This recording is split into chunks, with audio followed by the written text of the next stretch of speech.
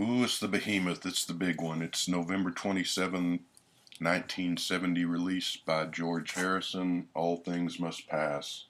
The big box set, the big production, the triple album, George's first solo album post Beatles, and generally considered to be George's best album, which I would agree with. Also, generally considered to be the best or one of the best solo Beatle albums, which I'd also agree with. So, it's a lot to get through, so let's get right to it. First of all, uh, apologize for all the writing on the plastic sleeve here, but if I take this thing out of here, it's an act of Congress to get it back in, so just leave it in here. There's the front picture. There's the exciting back picture, which is no picture at all. This is George on the grounds of his wonderful house, Friar Park, which he had just bought, I think, that year or a year before or so. Four little garden gnomes, which is said to represent the four Beatles and George's independence or breaking away from the Beatles, and the floodgates open with just a ton of songs on here. A lot of these songs were written around this time specifically for this album, and a lot of them also were date back all the way back to 1966, songs that he originally had presented to the other Beatles that for whatever reason were turned down and not included in albums like Sgt. Pepper, Revolver, Let It Be, and Abbey Road. And given the quality of the songs, it's shocking that they were turned down. But I guess it all worked out because we ended up getting these songs in the end anyway. And what a bunch of songs they are. Uh, not sure about Harrison's look. 1970 kind of looks like he like one of those guys you see hanging around under the bridge on 35 in Lancaster, waiting for the Union Gospel Mission to open up so they can go in and get their breakfast and soup. But definitely, definitely needing a trip to the barber there. So we got this big box set. This album went to #1 in America and England and all over the world, deservedly so. I will show you real quick. Here are the three albums. The first album with like a purple sleeve with the lyrics. We've got um,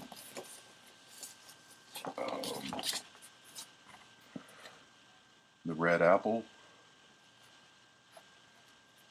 and we've got the second album with a, I guess that's a brown sleeve or a gray sleeve. Also on a red apple, it's upside down there with the lyrics on the sleeve. And we've got the third disc, also generally known as the bonus disc, which is the apple jam. A little bit of something extra. Got an apple with a lid on it, like a jar of jam. And these were instrumentals with one exception, so there's no lyrics, just some information about the songs. And we'll get to the apple jam in time. You also get a poster in the album, which is, oh, if you're going to be able to see all of this, but it's a picture of George inside his wonderful, huge mansion in one of the stairwells by a window, and down there at the bottom is the White Album picture pasted on there, which I didn't do. This is this copy of the album I got about 5 or 6 years ago at Doc's Records, so someone else owned it before me and put the White Album picture on there. I had this album 1977 or so. Yeah, 1977 was when I first bought it. Bought it with money that I earned mowing lawns back when I was 12 or 13 years old, and was happy to get it because that was one of those that was always on my Christmas or birthday list, because being 12 years old, you didn't really have the money to buy one of these. And I think this was all of like $14 or $15 at the record store then, which was a lot of money back then when you're a little kid. Love the album then, love it now. usually when I play this album, for some reason, it's one that I can't just play one side or one disc. I have to play the whole thing. By the whole thing, I'm meaning the first two albums. And like I said, we'll get to the Apple discs here in a bit. But so I don't play it as often as I should, but every time I play it, I really enjoy it. It reminds me just how great it is.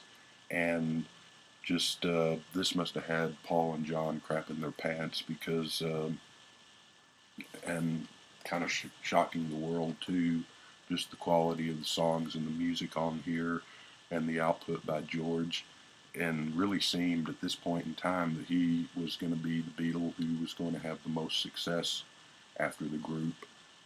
First Beatle, solo Beatle #1 album, also had the first solo Beatle #1 single. So we'll get to all of that. Anyway, neat picture. Kind of sums up 1970 to me, even though I was only 6 years old, but 6 or 7. But just sort of the mood of the end of the 60s and the Beatles having broken up and other things going on. But it's a neat picture, and he really does need a haircut, and looks like he just grabbed some clothes out of the Salvation Army there, but that's okay because it's a great album. So there's a lot of songs. Let's just get to the songs and start going. Side 1 opens with "I'd Have You Anytime," which is a song that Harrison and Bob Dylan wrote together. Harrison, toward the end of the Beatles, had spent a lot of time with Dylan, spent a lot of time with the band, spent some time with Eric Clapton and with Delaney and Bonnie. He even toured with Delaney and Bonnie for a few dates in 1969. And all of those people show up on the album, with the exception of Dylan does not show up on this album, but they did write this song together. I think they actually wrote it in 1968 or so. And there's another Dylan song that Harrison covers on this album. We'll get to that when we get to it. But "I'd Have You Anytime" is sort of they wrote it together, Dylan and Harrison. Kind of Harrison urging Dylan to come out of his shyness and his reclusiveness. The whole, after Blonde on Blonde and the motorcycle accident, Dylan had sort of been out of commission for a couple of years there, and was just sort of coming back into the public eye, and had some concerts planned. And so it's funny that they were all big, huge Dylan fans, the Beatles, when they found out about him around 64, 65. But initially John and Dylan sort of bumped heads through the years. Paul and Dylan didn't really ever seem to have much of a relationship, but George is the one who ended up forging the strongest relationship with Dylan through the years. So he's kind of singing to Dylan, and Dylan's kind of answering back, saying thank you in this song. You could also read this, the lyrics of this, as he's singing to Patty, or maybe he's singing to the fans. There's one line in there, "All I have is yours." Obviously that's a Dylan's line, because George would never say anything like that. He was kind of a greedy little guy, but yeah, just a great opener to the album, a great song. Start the album off with the song that gets a 10. Then we go to the big hit, the first #1 solo Beatles song, "My Sweet Lord."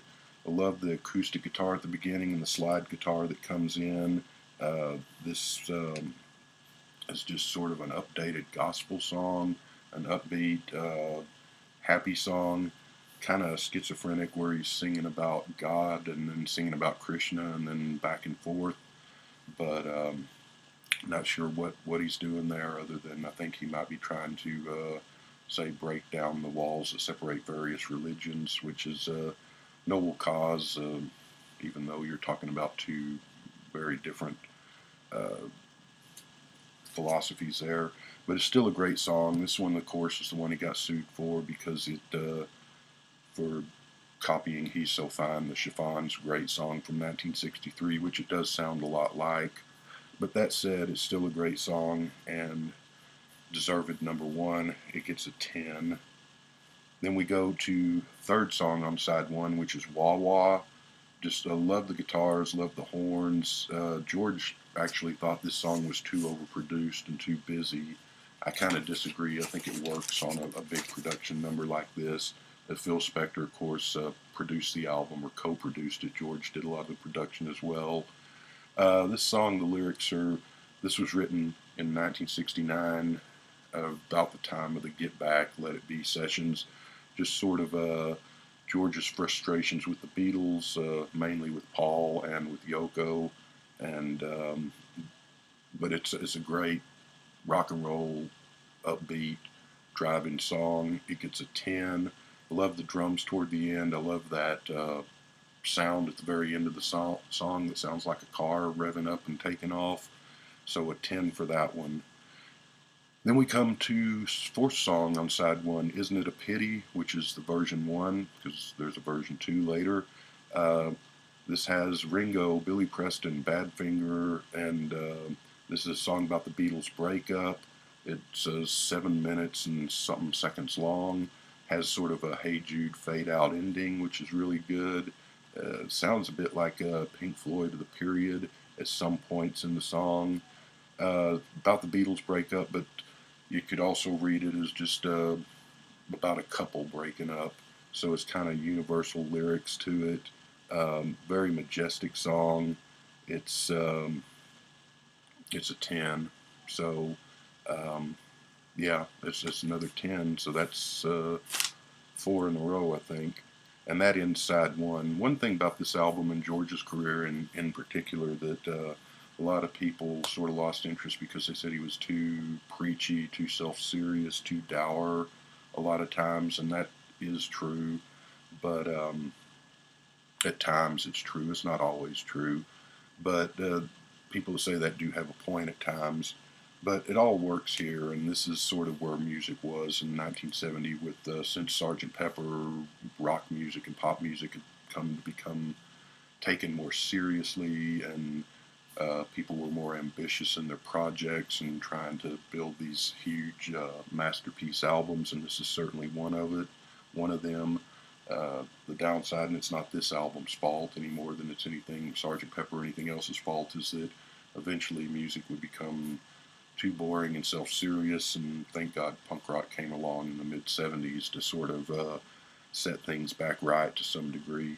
But at this point in time, this really works, and so yeah, if there's any criticism of this album, really, it can be a little too serious and too heavy at times. But it does work on this album. Later in his career, that becomes more of a liability at some points, but it works here. So this gets a 10, and let's move along to side 2. Side 2 opens with What Is Life, which is one that I love the picture sleeve on the 45 of that, where he's up in the window of his house. Really cool picture sleeve if you've ever seen that. Classic opening riff, the guitars, and then the horns join in. It's just wonderful. I'm not sure if he's singing to God, singing to Patty, singing to Beatles fans, or singing to all of the above. Love the whole orchestration part to it. Love the part where it sort of the other music drops out and it's just the guitar riff, and then the bass comes in, and then George jumps right back in with the vocals, and it's the orchestration kind of goes back and forth and doesn't sound like, but in spirit reminds me of the Jam song, The Bitterest Pill I Ever Had to Swallow, which wouldn't come out for 12 years after this. But like I said, the two pieces of music don't sound anything alike, but just have sort of that same orchestrate mood with the orchestration sort of sweeping back and forth. Anyway, What Is Life is another great one, and it is another 10, and we're 5 for 5 on 10s on this album so far. Okay, second song on side 2 is If Not For You. This is a song that Dylan wrote, not with George, and Dylan wrote it solely by himself. The tempo slows down from What Is Life, the rocking What Is Life, to a nice slide guitar. Dylan's version is on New Morning, which came out in October of 1970, so a month before this. Great lyrics. This is a great ballad. And Joe, this is what I'm talking about in a ballad. To compare the lyrics and the music of this to My Love, and it's no contest at all. This is clearly superior. This is the way to do a good ballad, good love ballad. And the song, of course, gets a 10, as everything has so far on this album. Then we get to number 3, Behind That Locked Door, which is a sort of a country sounding song. In fact, they've got Peter Drake on pedal steel guitar, a famous Nashville country musician who also plays on several other songs on this album. Um, you think he wrote this. This is another song to Dylan to sort of cheer him up and bring him out of his shell, is what I've read. But it's also universal. Could be singing to anyone who's going through a tough time, is sort of withdrawn or sad. Uh, Beautiful, nice, slow, sort of countryish ballad. Gets a 10, no surprise. Fourth song on side 2 is Let It Down. It's kind of a contrast between heavy music and soft music, just sort of a sweet airiness to parts of it, and then just sort of a pounding heaviness to other parts. Goes back and forth. The contrast works really nicely. This was offered to the Beatles for Let It Be, but they turned it down. I can't imagine why. It's got the big Spector production here, and not every song on the album has the big wall of sound Spector production, but quite a few do, and this one does. It works really well for this song. I don't know if it's a song about you know, sex, basically, and I guess he's singing to Patty, or maybe he's singing to Maureen, who knows. But anyway, Let It Down's a beautiful, beautiful piece of music. It gets a 10. The fifth song on side 2 is Run of the Mill. This is a song that never can remember how it goes until I play it for some reason, but then once I hear it, it's like, oh yeah, okay, now I know what that is. It's sort of a folk roots music type song about the Beatles breaking up, and his sort of sadness and bitterness about that. Seems like it's sort of directed to Paul more than anyone else, even though he's not called out in the lyrics. But yeah, it's a really good song, and I'm going to give that one a 9. So the string of 10s is broken with a 9. We go to side 3 of the album.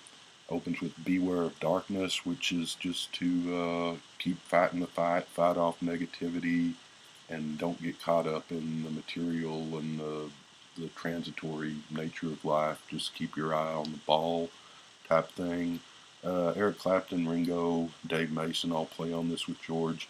Really good song. It gets a 10. Then finally we get a little bit of not comedy, but a little bit of relief, a little bit of lightness, a little bit of easing up on the heavy philosophical nature of the album with a song called Apple Scruffs, which is a much needed breather and really fits in well at this point of the album. Not that the other stuff isn't great, and that it is, obviously I've given all these songs a 10, but it's sort of like in a Shakespeare play. A lot of times when things are getting too heavy, he'll interject a little bit of silliness or comedy to sort of just lighten the mood and break the sort of for a little while before he goes back to the heavy stuff. But Apple Scruffs is about all the Beatle fans that hung around outside of their offices and their houses, and that they would always loyal through the years, and they would see. So it's a little gift to them. I love the vocal manipulation where you're singing Apple Scruffs, and it sounds like somebody grabbed the tape on the reel and sort of dragged it or slowed it down. Sounds kind of weird the first few times you hear it, but once you get used to it, it becomes part of the song. And Apple Scruffs gets a 10. Ballad of Sir Frankie Crisp, Let It Roll. Sir Frankie Crisp was the guy who built Friar Park back in 1898, and the first owner of the house, who was a rich lawyer, I think. So, and there's statues of him. There's a bunch of statues throughout Friar Park of different peoples, including him. And so, sort of just a vocal tour at George's house and the grounds around his house. which I can't blame them for wanting to show that off. I wish I had that house. I love that house, beautiful house. So as a song, it's one of the lesser songs on the album, but it's still pretty great, and it gets a 9. Um, Fourth song on side 3 is "Awaiting You All," which is another 10. It's the one where he sort of takes some digs at the Catholic Church, having been raised Catholic, but having found Krishna or Indian religion. He's sort of more on that side now, I guess, which is, anyway. But um, still, it's a great song, and it gets a 10. Then we go to the closer of side 3, which is the title track, "All Things Must Pass." Most people read this, probably George meant it as the breakup of the Beatles, and sort of consoling fans. You can read it as the breakup of the Beatles. You can also read it as all things must pass, meaning life. None of us live forever, but there's still hope, and maybe there's something after that type of philosophy. And this was another one that was offered to the Beatles and turned down, which is a shame. If they would have used it, it probably would have been on "Let It Be" or "Abbey Road," and would have fit in nicely on "Abbey Road." Really, uh, probably would have been a better choice than Maxwell's "Silver Hammer." But anyway, didn't make it, but it makes it here, and so it's fitting that it's here on his first. It was actually his third solo album, but his first post-Beatles solo album, and what most people consider his first solo album proper. So great song. It gets a 10. A lot of 10s on this album. Side 4 opens with "I Dig Love." I love the stair-step musical introduction, the dun dun dun dun dun dun dun dun, then goes throughout it. Um, it's a little different than anything on here, and it's a welcome departure. Shows variety on the album. Basically, the song is about George likes to have sex a lot, so, and I can't blame him. So, "I Dig Love" gets a 10. Second song, "The Art of Dying." This goes back to 1966, so Revolver era when he first wrote this or started writing it. I don't know if he finished it then or finished it later. Really great song. It starts off another departure, another variation on the album. Starts off with this really good soul funk guitar opening. Has, and this is 1970, so this is like 5 years before the fact, that has sort of a disco sound in it, believe it or not, in parts, and then just has some great sort of heavy acid rock, soul funk guitar in parts of it. Great song. It gets a 10.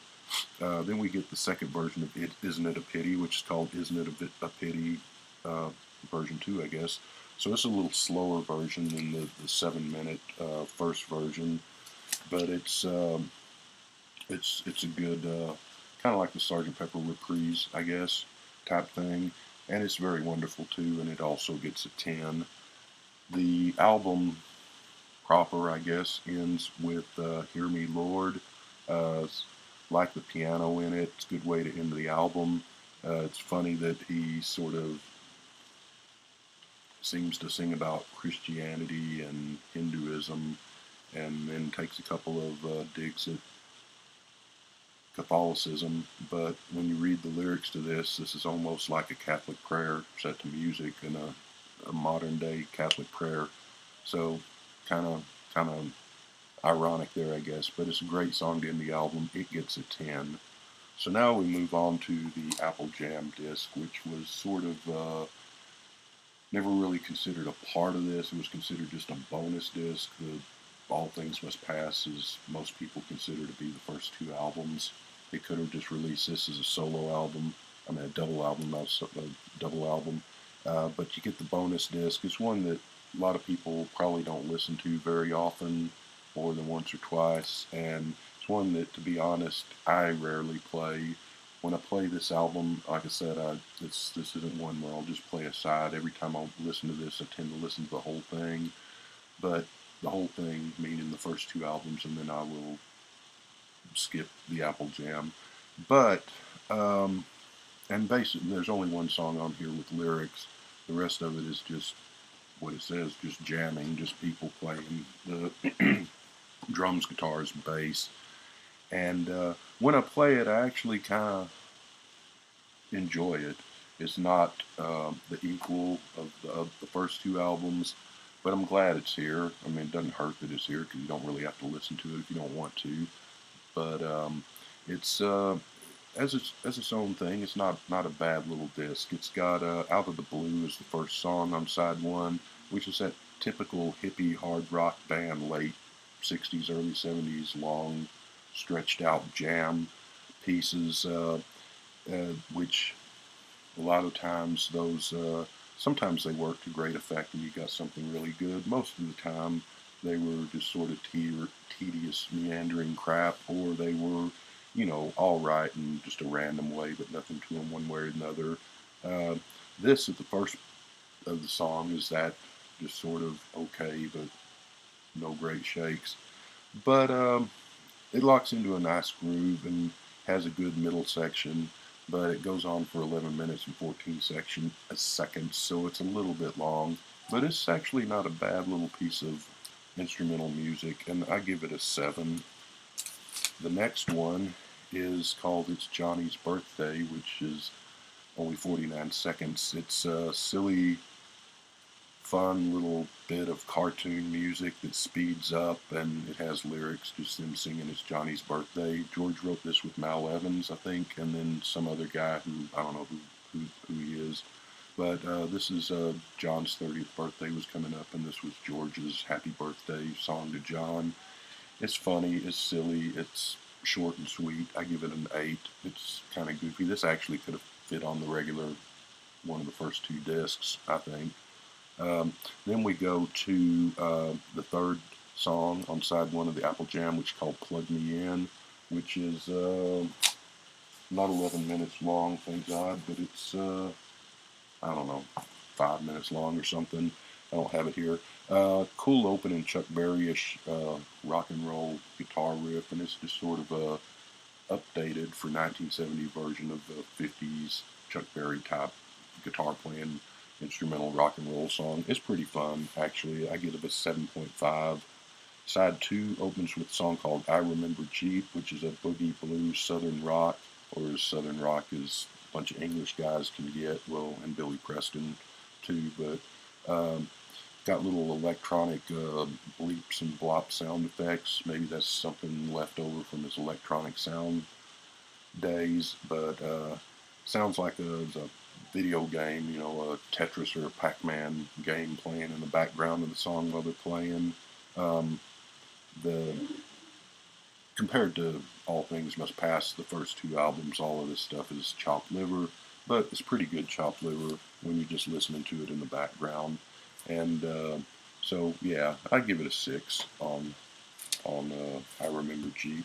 And the second and last song on the side 2 of the Apple Jam is called "Thanks for the Pepperoni," which is more sped up Chuck Berry guitar sound with a little bit of Jerry Lee Lewis piano um, playing in it, which sounds nice, but in the end it just sounds like a random kind of blues rock band playing in some random bar where you stop in for a beer. Nothing really to say much about Pepperoni. Gets a 5. The Apple Jam disc, and overall, I'll give it a 6. It's, if I had a choice between listening to Apple Jam or listening to Wings at the Speed of Sound, I know which one I'd pick, and it wouldn't be the Wings album. But the first two albums of All Things Must Pass get a 10, of course, and the overall album, all three albums, the packaging, the presentation, the everything, gets a 10 as well.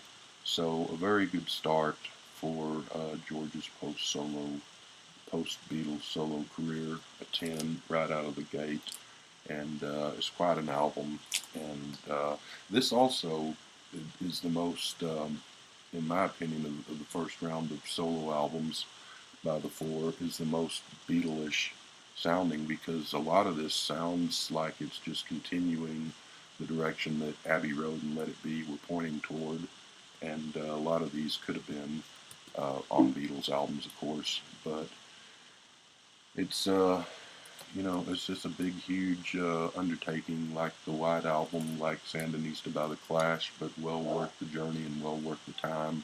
And there's a lot of just great radio-friendly commercial pop songs on here, and there's a lot of different moods on here, and then there's a lot of great deep album tracks, a lot of stuff to think about, and just overall a good time.